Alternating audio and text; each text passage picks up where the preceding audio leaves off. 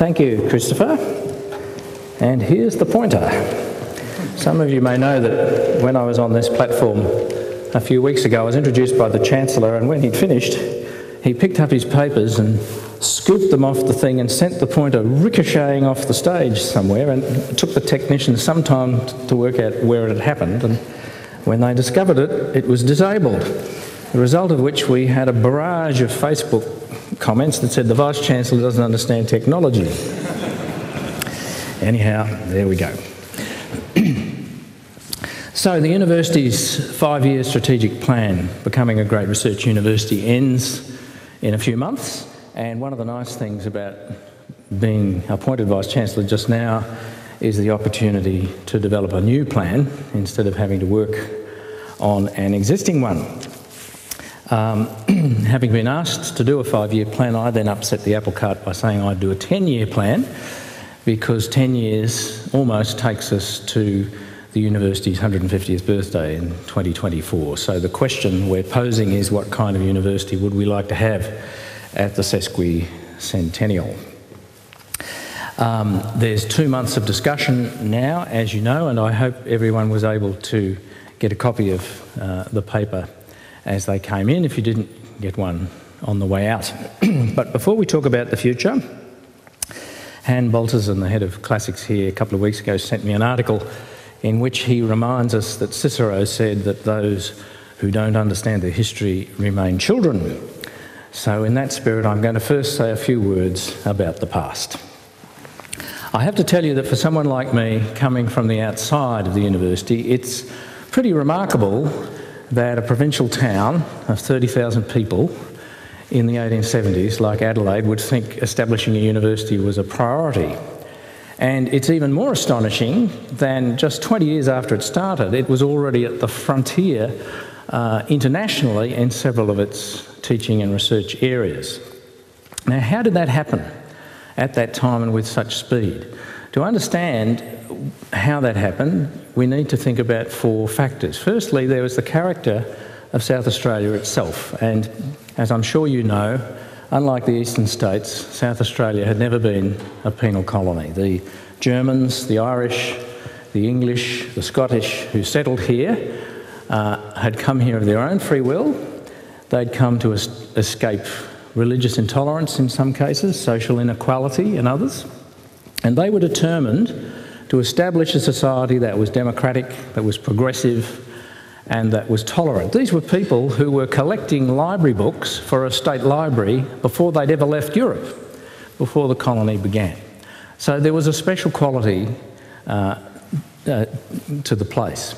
Secondly was the discovery of copper. These people had come here thinking they were going to be growing wheat and wool and wine, but a few of them discovered copper on their land. It made them hugely wealthy, and all of a sudden, great public institutions and big buildings in Adelaide became possible. And the two millionaires who were particularly helpful to us were Thomas Elder and Walter Hughes. Now, that leads me to the third of these 4 factors, because these 2 men were Scottish. Walter Hughes had never been to a university. He didn't have all that much education, but he had a pretty clear picture of what he thought it was his £20,000 was going to create. And it wasn't a picture of English universities. There was only 3 universities in England at the time, Oxford, Cambridge and London, and they were in a pretty sorry state. They were filled with the sons of the aristocracy who spent their time at Oxford and Cambridge in an alcoholic stupor, and who largely saw those places as a base from which they could go hunting or go to the races. It was just as well they came from old money, because if they needed to learn a profession, they could never have done it at Oxford or Cambridge. The curriculum was Latin, Greek, and the classics. In Scotland, Edinburgh and Aberdeen were just as old as Oxford and Cambridge, but very different kind of universities. They were filled with the middle class, young men who were there to learn a profession, often in the public service. And it's no coincidence that when England started to expand its civil service in the middle of the century, inordinately the positions filled with graduates of Scottish universities. The English universities were unable to provide such things. This then explains a rather curious remark that the governor, Sir William Jervois, made when he laid the foundation stone. And he said, "I picture to myself an aristocracy springing from the cultivation of the mind." In other words, not an aristocracy of the privilege, but an aristocracy of the mind, an educated elite. So, the character of South Australia, copper wealth, the Scottish university ethic, but the fourth and most important factor was this man, the founding Vice-Chancellor, Augustus Short. Unlike the eastern states, when Sydney and Melbourne universities were created, Adelaide had in its midst a real Oxford Don, a man who not only was bachelor, masters and doctorate from Oxford, but who taught there. He'd been a tutor at Christ Church, Oxford. Now, Short had a pretty dim view of the atmosphere at Oxford when he taught there.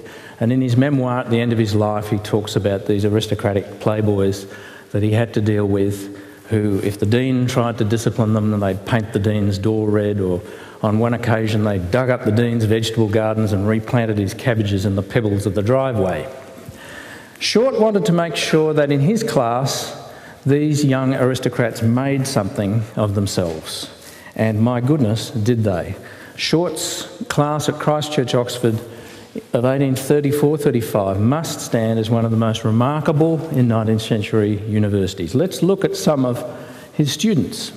Lord Canning, who became Governor-General of India. Clemency Canning, he was known as during the Indian Rebellion because of the patience and the humanity with which he responded to the rebellion, resisting the more vicious ideas of the British Army. Lord Elgin, who became Governor-General of Canada, still remembered there today as the man who in the 19th century brought a self-governing parliament to that country. Or men who pursued careers in British politics. Lord Shaftesbury, known in London as the poor man's Earl because of a lifelong championship of the working class poor of London. Lord Granville, leader of the Liberals in the House of Commons, for many years the Secretary of State for Foreign Affairs, and who probably more than any other man was responsible for keeping Britain out of a naval war in the middle years of the 19th century because of the pacifist and patient policies with which he pursued a situation in which Britain was absolutely dominant on the high seas but behaved with great restraint. Above all, William Gladstone, who went on to become the longest-serving British Prime Minister, greatest orator in the British Parliament before Churchill, an outstanding Liberal and a lifelong admirer of his old tutor, Augustus Short. So you see, Short saw his mission to train leaders, but leaders of a particular progressive and humane bent. Now, he'd been on about creating a university for a long time. He'd been in the colony since 1847. He first raised a university in 1849. He got his big chance when Hughes made his gift, and Short then established a university association in 1872. 2 years later, nothing much had happened, and Hughes is trying to withdraw the money. He's getting cold feet. So it's Short who rushes down to Parliament and persuades the government to put through a bill naming Hughes as the benefactor before he could withdraw. He became the first Vice-Chancellor and then the Chancellor. He's the most influential member of the university in its first 10 years, Chancellor till the year he died. He had a very clear vision of what he wants and what he didn't want. He didn't want a class of aristocratic privilege as he'd had in Oxford. He wanted a student body of democratic breadth, not the sons of the local Scottish gentry, but locally born young people, many of them on scholarships that he created that weren't offered through the elite private schools, that were open to any citizen of the state of South Australia. And what is more, perhaps most remarkably, is what this photo shows. This is the original library of the University of Adelaide. It's upstairs in the Mitchell building, now divided into 2 rooms. And if you've ever seen a shot of a university in the 1880s, you will notice something absolutely unprecedented about this photograph. Half the people sitting at the desk are women. Women were at the University of Adelaide under Short's inspiration, not just observers, as they were in Sydney or Melbourne, or indeed in other parts of the world, but as full students. Women earned degrees at Adelaide 40 years before they could at Oxford. Now, it's difficult today for us to understand the boldness of all of that. Secondly, Short didn't want the classic curriculum of Oxford. He wanted the sciences, he wanted literature, he wanted art, he wanted moral philosophy, he wanted a spirit of freedom to investigate new fields. He also didn't want the local clergy doing the teaching, which had been the inclination before he got involved. He insisted the first chairs be internationally recruited and that they be people of international teaching and research distinction. And always in the back of his mind, this idea of preparing educated leaders for South Australia. Now, as I said, it's difficult for me to convey just how bold this was at the time. The first universities in England to break from the Oxbridge pattern, Leeds and Bristol, were founded in the same year, 1874. Manchester University, which became so important in teaching the professions later on, was still evolving from Owens College. The next two, Birmingham and Nottingham, were still some years away. When it was founded, the University of Adelaide was at the international frontier of higher education. And the approach paid off from the outset. The first professor to arrive, Horace Lamb, Professor of Mathematics, marvellous teacher, wrote 7 books that were used for years throughout Commonwealth universities as texts.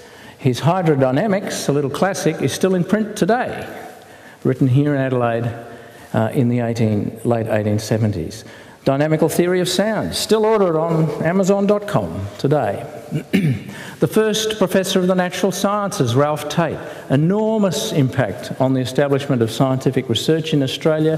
His Handbook of the Flora of South Australia simply laid out the map for his discipline in this state. Ask any lawyer in the world if they use Salmon's torts or Salmon's jurisprudence, and they'll tell you, of course, these are the standard works. What they don't know is that they were written here in Adelaide at the end of the 19th century when Sir John Salmon was Professor of Law. And then above all of this, a few years later, Sir William Bragg and his son win the Nobel Prize for Physics, just 3 years after Marie Curie. Hers for radiation, theirs for X-ray crystallography. Incredibly, all of this was done with no buildings.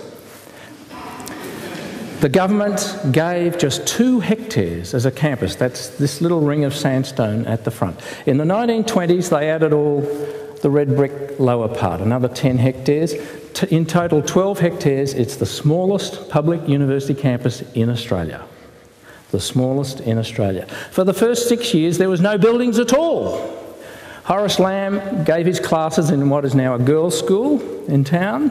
He gave public lectures in the town hall. Bragg did his early experimental work in the back of a jewellery shop, a watchmaker's.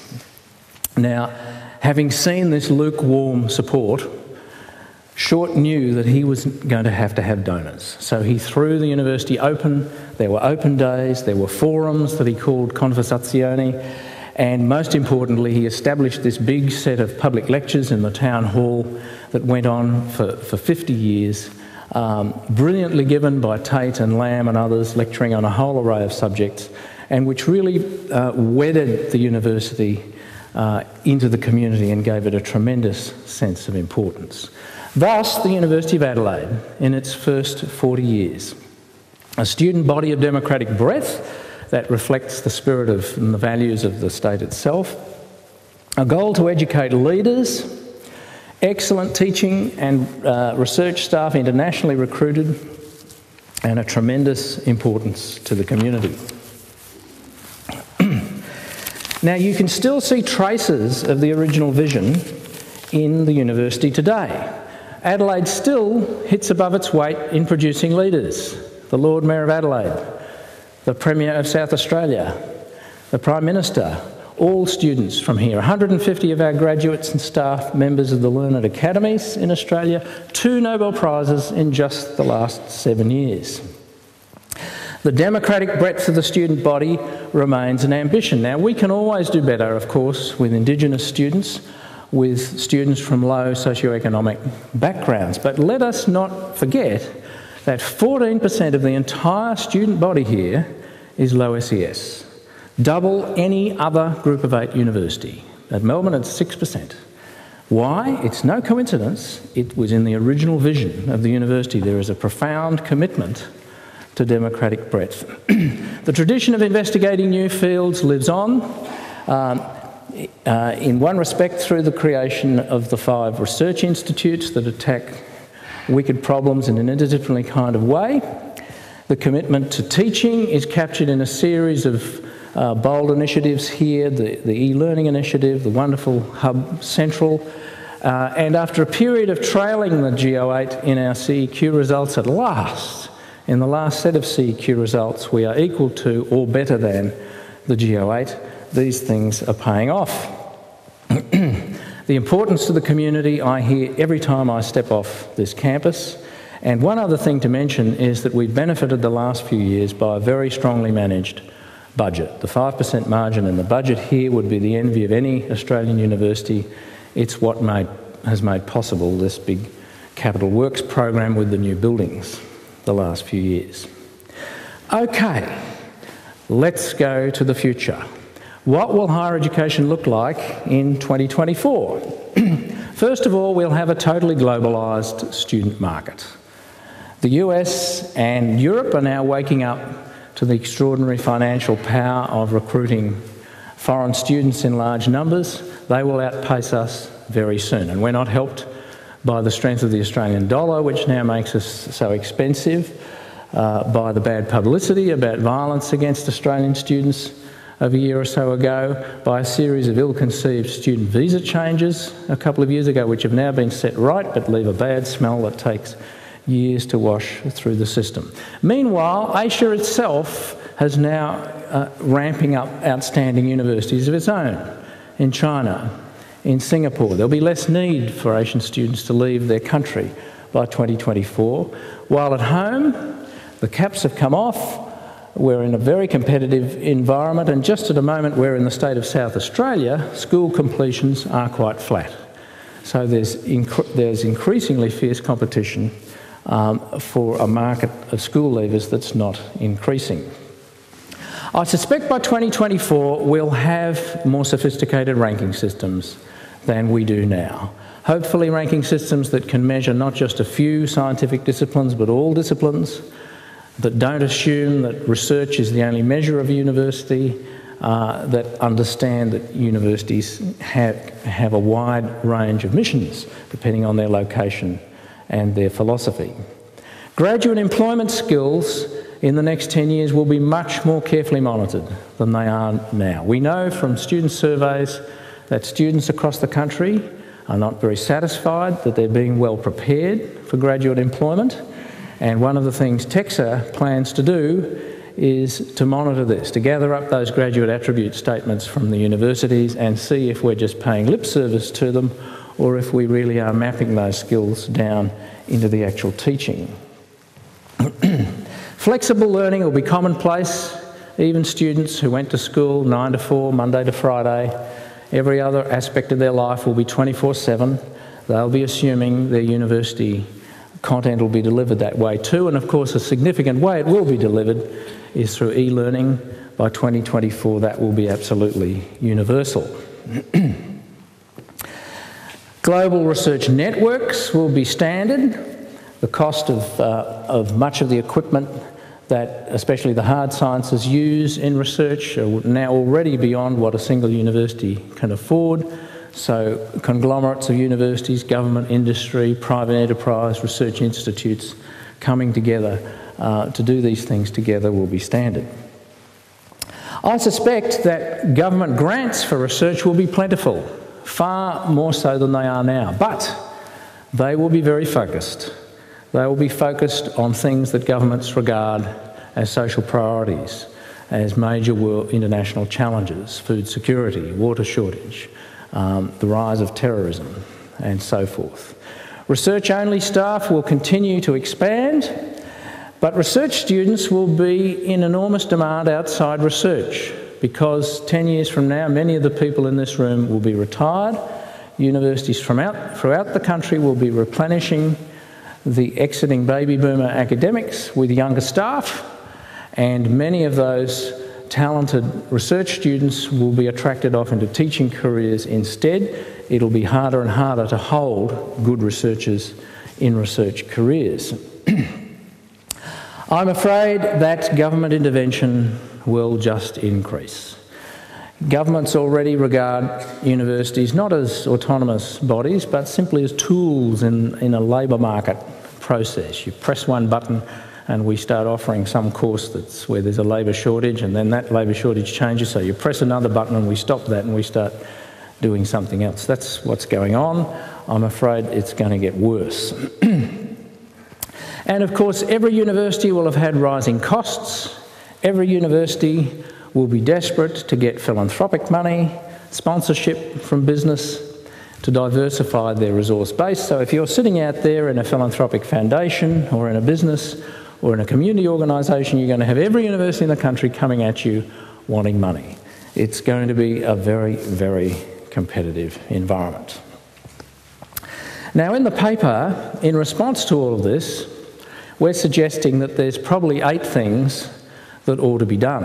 What's not clear, though, is how we would do them. Given what's going to happen to the student market, how can we assert an Adelaide education that's distinctive enough, compelling enough to retain the position we have with school leavers or improve on it? How can we reach out to a still broader student body than we have at the moment? How can we remake our recruitment internationally? We're very dependent here in some of our big research projects on research stars, on particular individuals who, if they retired, how do we replace them? We need to get ourselves, I think, into a position where we can quickly and effectively recruit first-rate talent from anywhere in the world, and that goes for first-rate PhD students as well. How can we enliven the spirit of discovery again, especially in undergraduate teaching where it's gone missing in action? And how do we embolden the focus we've already got here on learning and teaching innovation and mainstream it out across all the faculties? How do we rekindle our sense of importance to the community that this university once had? And how will we reanimate our quest for resources? Considering these things, and there's a list of questions in the paper, brings up some difficult choices. We're going to need to decide whether we can do what we did in the last 10 years. The university got through the last 10 years by nearly doubling its size. Now, can we do that again? I suppose if we find 25,000 students who are willing to take their classes between 8 at night and 4 in the morning, we probably can. Or should we be looking at consolidating what we have? The university offers 3,600 subjects in some 600 courses, and without me even looking at them closely, I would wager that there's a great many subjects there that are there because they're the interest of an individual staff member rather than an area of any demonstrated need from our students. Are we going to be in a position to maintain a big interest-based offering, or are we going to need to pare down what we do and focus on the things students want and need? Like every university in this country, we've got drawers and drawers full of MOUs with foreign universities. Is that getting us anywhere? Or would we be better off selecting just a few strategic partners abroad where we can create deep alliances? What do we do about the rankings? I think they're going to get better and become more usable as a consumer tools once they get more supple and adaptive. So do we sit and wait for that to happen, or do we need to get active about our rankings?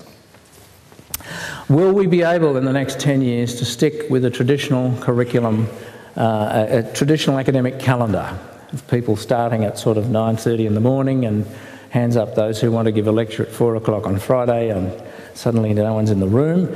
Are we going to be able to go on doing that, or do we have to take seriously the challenge of flexible delivery. To what extent can we go on resourcing comprehensive excellence across the board versus focusing on a few of our strengths? To what extent will we respond to these great external research challenges versus following our own internal agenda?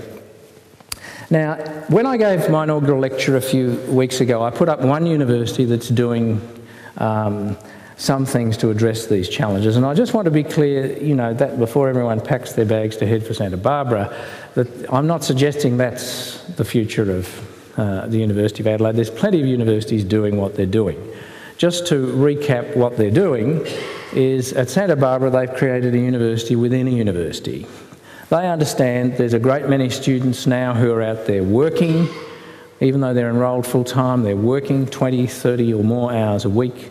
They rush in for lectures, they rush back to McDonald's or Safeway. They're happy with 51%. But to actually, you know, gear the whole university curriculum to those students then leaves the bright students endlessly frustrated. And so they've created the College of Creative Studies, as they call it. There's higher hurdles for students to jump to get in, but once they're in, they go straight into small classes, straight into the lab, working on individual research projects, having contact with a tenured staff member. Now, that's one way of dealing with some of these challenges. Let me just put up another university which is addressing some of the research challenges. This is Gordon Gee, who's usually ranked by Time as one of the top 10 American university presidents, a very interesting man. When he was at Vanderbilt, this is the man that closed the athletics department. Now, if you know anything about American universities, closing the athletics department is an extremely brave thing for a chancellor to do. And when Gee was asked, why did you do that for? And he said he was kind of sick of scholarship students that couldn't spell the name of the university. He introduced study abroad for everyone, and everyone had to go to one of 4 destinations. I know about this in particular because one of the 4 he chose was University of Melbourne, that I've just come from. And when he was asked why he did that, he said, well, he'd been to visit the engineering school, and he said they think just stepping outside the door of engineering, they're already having an international experience. Anyway, he's at Ohio State now. They're ranked 63 in the Jiaotong. He set an aim within 10 years of being in the top 20. Now, this is incredibly ambitious. How's he doing it? One way is that they're paring their research down to 4 strengths. And these are 4 themes. And these are not just things in which they're strong. Ohio State is a land-grant university. And he realised that they'd been put there to serve the needs of the agricultural and business community that surrounds their city. So these are 4 strengths that are designed to serve their traditional community that paid for them to be there. There's other things he's doing. He's created a vast President's Fund for interdisciplinary research, so people with cross-discipline projects don't get caught up in individual silos.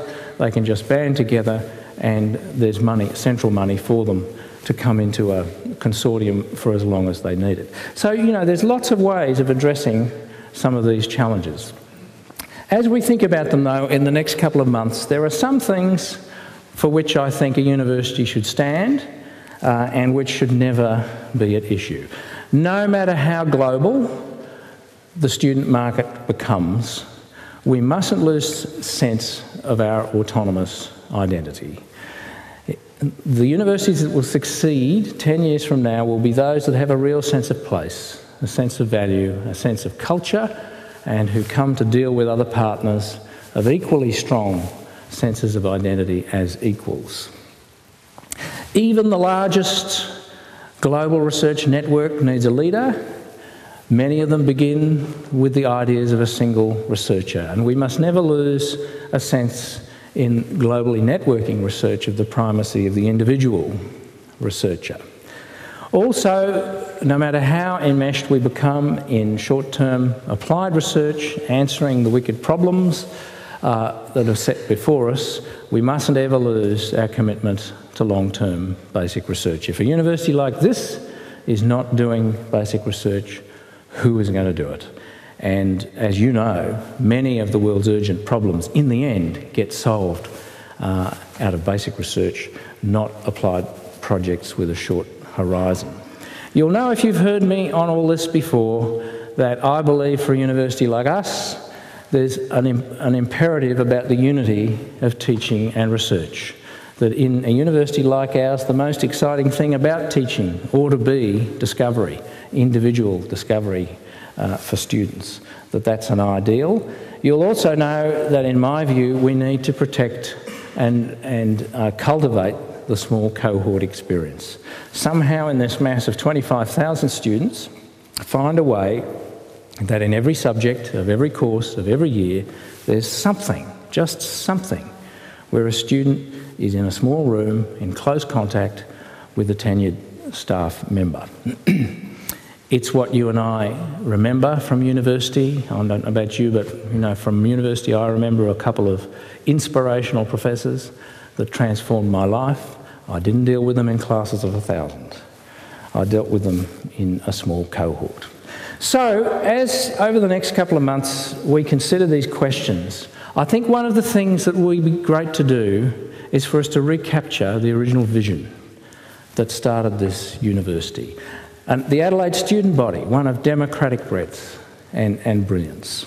The Adelaide graduates, who are prepared to be, in inordinate numbers, educated leaders. The Adelaide staff, internationally recruited, international distinction in teaching research, and an Adelaide community which we reflect of progressive values, which is closely and actively engaged with us and committed to what we stand for.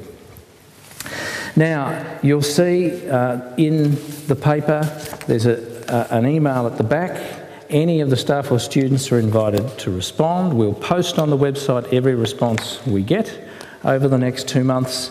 At the end of the 2 months, there's a little team in the DVC Academics division who will be collating all this as we get to early October and make a first draft of a plan. Once we have a first draft, I'm then taking it out for consultation with business, with government, with our alumni, as we gradually roll towards presenting a final plan to Academic Board in November, thence to Council in December, and thence to a public launch early next year.